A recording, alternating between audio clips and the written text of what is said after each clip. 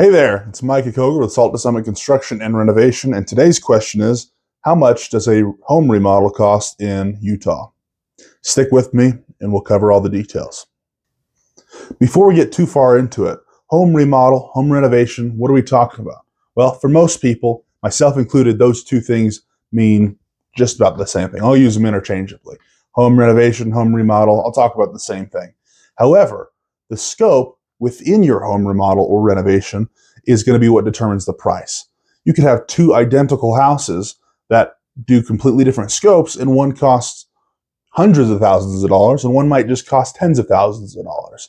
So, for example, one house might say, hey, I just need a refresher on paint and flooring. This guy says, well, I need paint, flooring, drywall, HVAC, electrical, etc., etc., etc. This guy's going to be a lot more expensive than this guy. And so these are things to talk about, and we'll get right into that. So the first type of remodel, this is like the smallest remodel that we'll do, is something called we call it either a light remodel or an aesthetic remodel, but it's pretty much just whatever your eyes can see.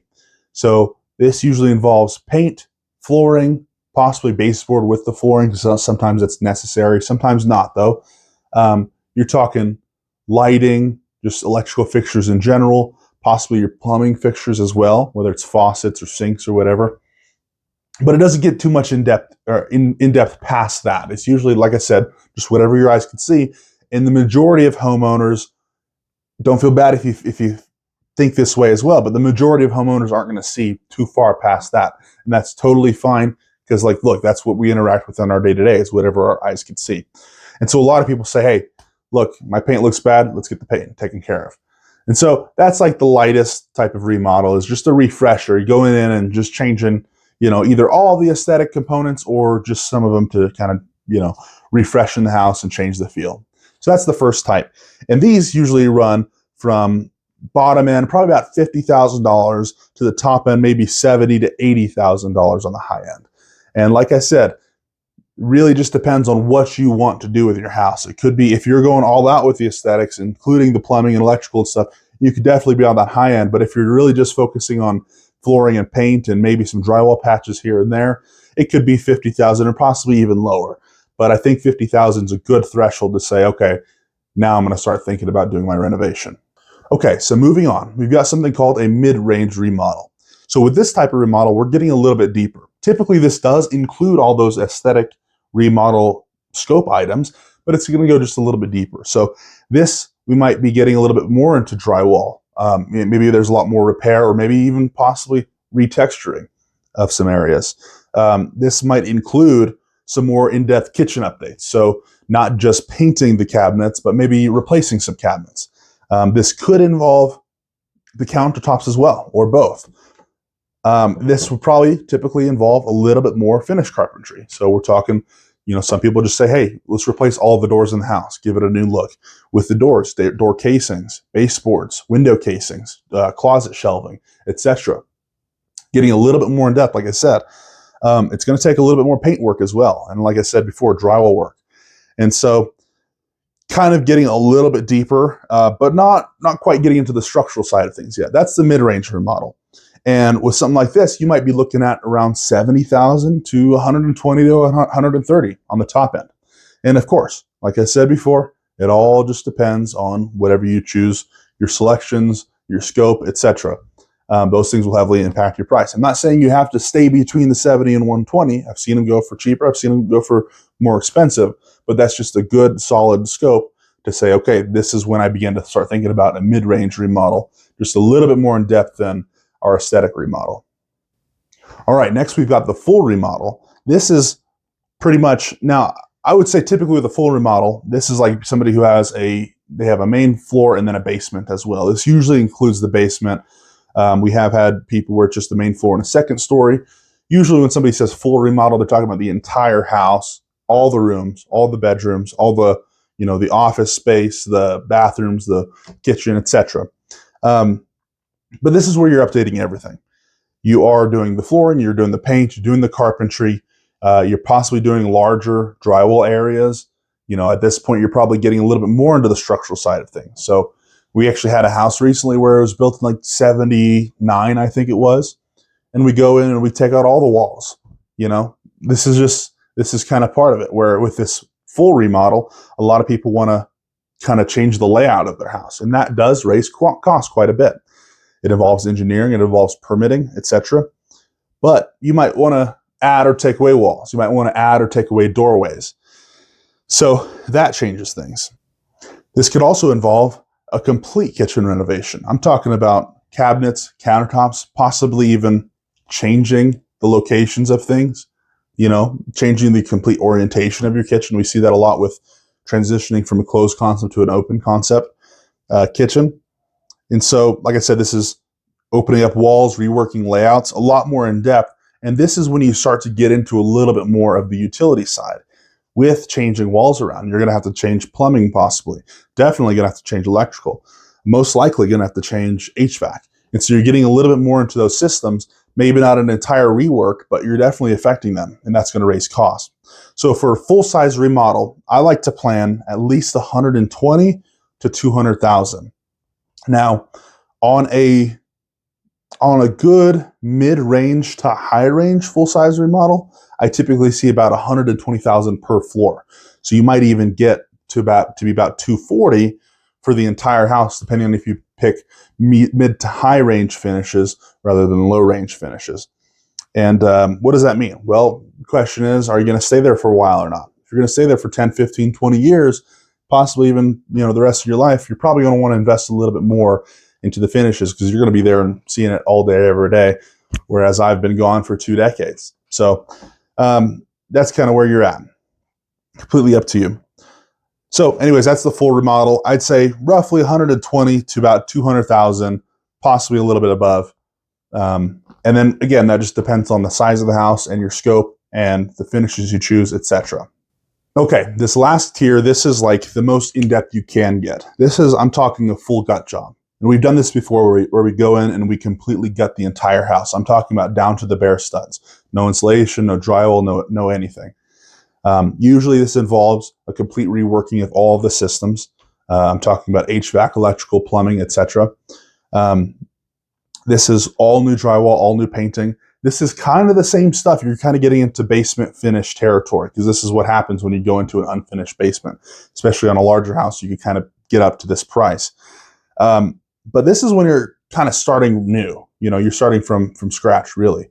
And you're reworking layouts. You might even be adding or taking away rooms, moving rooms possibly.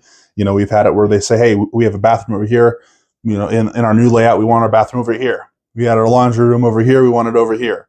We had our kitchen over here. We want it over here. You're also adding rooms, especially with basements. Oh, we want a kitchenette downstairs. I've even seen it where they have a kitchenette upstairs in the second story.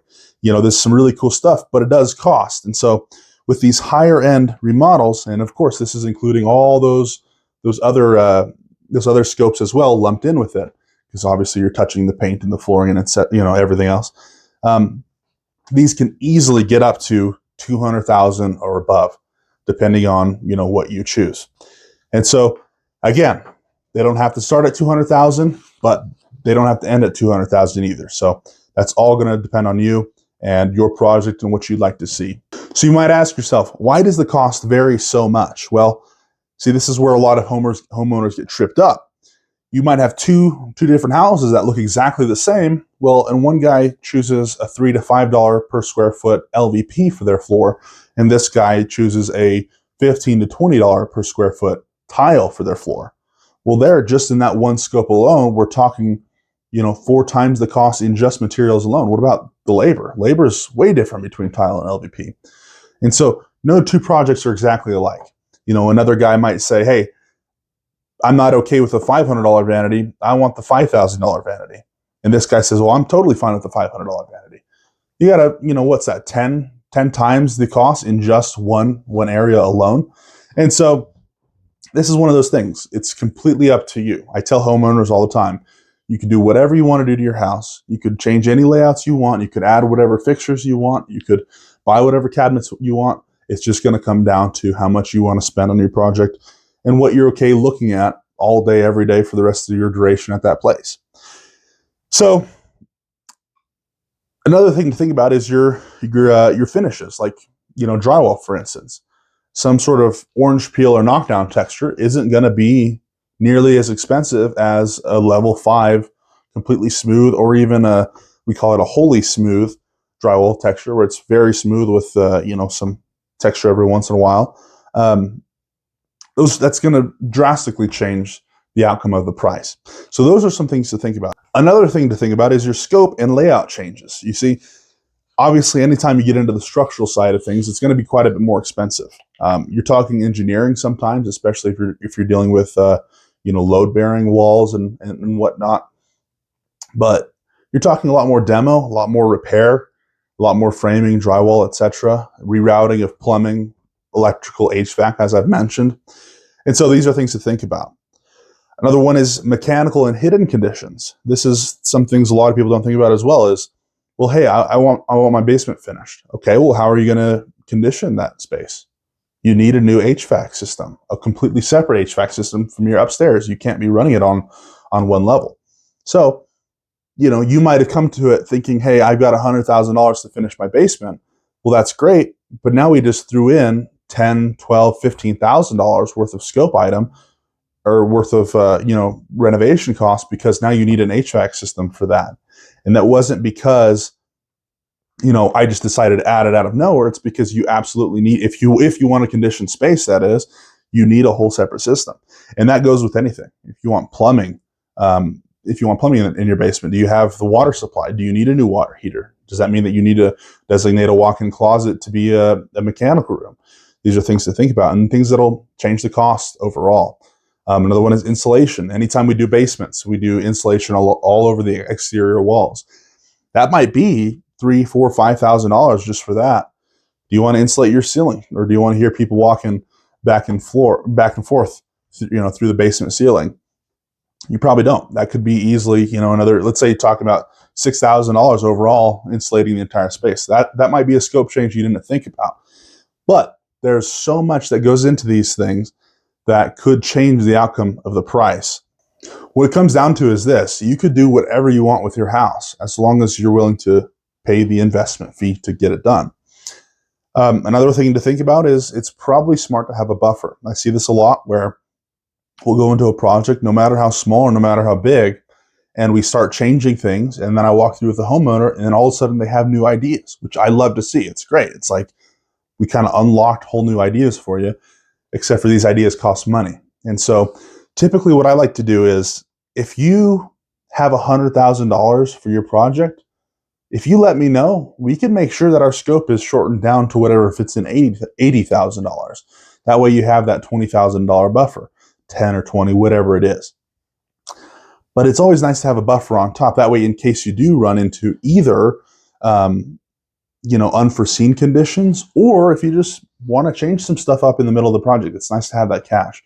Either that, or just budget whatever, a little under what you have. If you have $200,000, then let's just fit it into 180 or whatever, that kind of thing. And I'm not talking about just getting cheaper materials or cheaper labor just for the heck of it. I'd say, shorten your scope and then expand later on, but it's always nice to have a buffer no matter what. Ultimately, it's always better to plan just a little bit higher and have the money and not need it, than to need it in the middle of a project and then you don't have the money, and then now you run into a roadblock. That's never fun. Okay, so here's where we're at. If you're looking to build your budget, this is what I say. I'm not saying these are set numbers. Don't hold me to a quote. All I'm saying is this: if you are wanting a general refresh or an aesthetic remodel, plan 50 to 70. If you're wanting a little bit more in depth but not really mess with the structure or any of the utilities, maybe plan 70 to 120. If you're looking at a lot more in depth, maybe renovating your kitchen and bathrooms at the same time, maybe plan 120 to 200,000. And if you're wanting to go all out, plan on at least 200,000 or more. Look, some houses are 1,500 square feet. Some houses are 3,000 square feet. Some are even more. I mean, we've dealt with 5,000 and above square foot houses, and these things do matter when it comes to creating your scope and your quote. And so if you have any questions, if you think that you have a project that we might be a good fit on, don't hesitate to reach out. Give me a call. We'll talk some numbers. I'll give you a ballpark and see if we're a good fit, like I said. So anyways, thanks for watching. Catch you later.